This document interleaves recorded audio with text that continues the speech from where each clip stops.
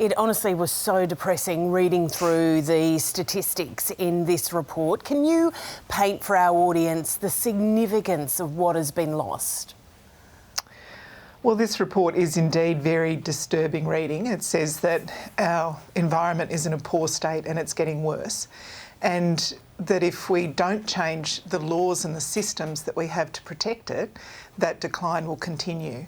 Some of the really disturbing stuff in here goes to species loss. We're the worst continent on the planet for mammal extinctions.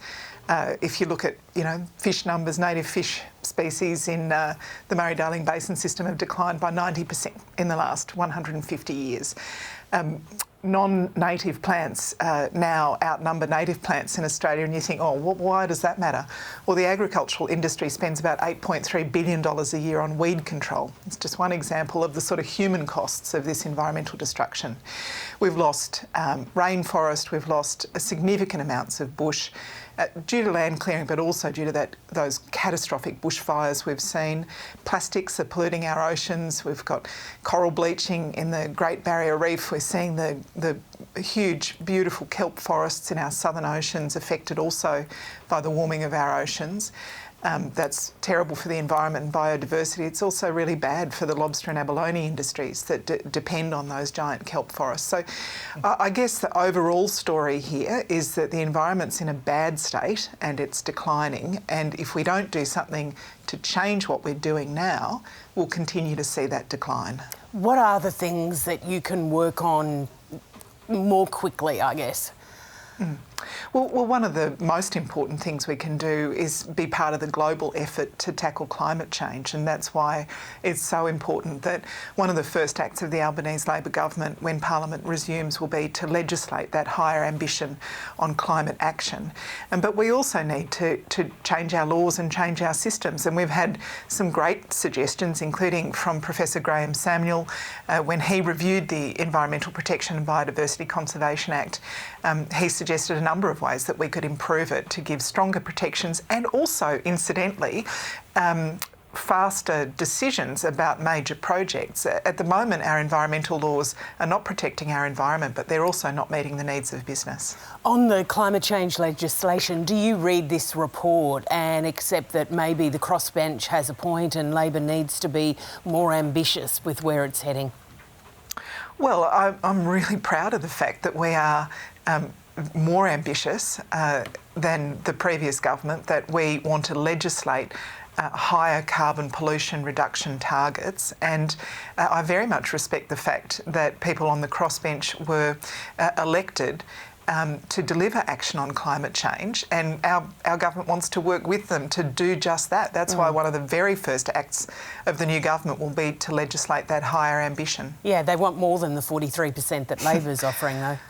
Well, I think it's important for people on the crossbench to consider whether they want to see progress or whether they're going to hold out for perfection and see this opportunity slip from our grasp again. We've seen over, I think it's fair to say 2 decades of toing and froing about climate legislation, and in the end we've got nothing. We had, during the term of the previous government, a decade where we saw 22 separate energy policies, not one of them landed. So, we're in the same position a decade on as we were at the beginning of the decade.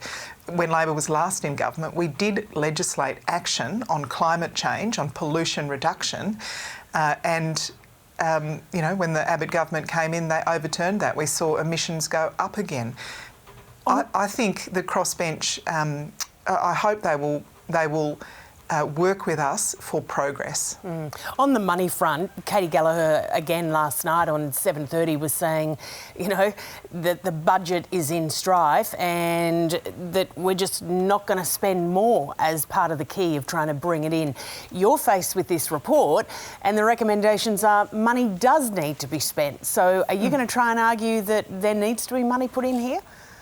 Well, we've already made a number of really significant funding commitments, including, for example, $1.2 billion to continue the work on restoring and repairing the Great Barrier Reef, about $250 million for threatened species. There's a number of other financial commitments we've made, but the task of restoring our environment actually is too big for government alone. So it is important to make sure that we have systems in place that support the work of philanthropists and industry to partner with communities to make sure that we're protecting and restoring some of the most precious parts of Australia. Yeah, just finally, this report had been in the hands of the previous government, hadn't been released.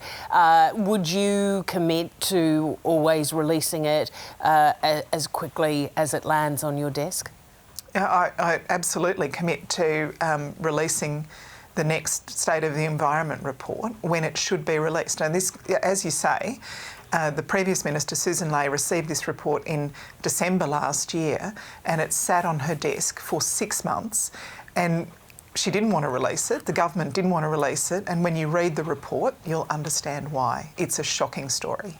All right, Tanya Plibersek, thank you for joining us. And actually, just before you go, I do want to make note of something that you had put out there, and I do think it's important that there were more than a dozen First Nations people involved with this report, and I think it's so important to make sure the wider community knows that. Well, we've got 65,000 years of environmental stewardship here in Australia, and we're making a mistake if we don't listen to and incorporate those environmental management practices in the broader systems of environmental management practices. On that note, thank you. Have a good day. Thank you.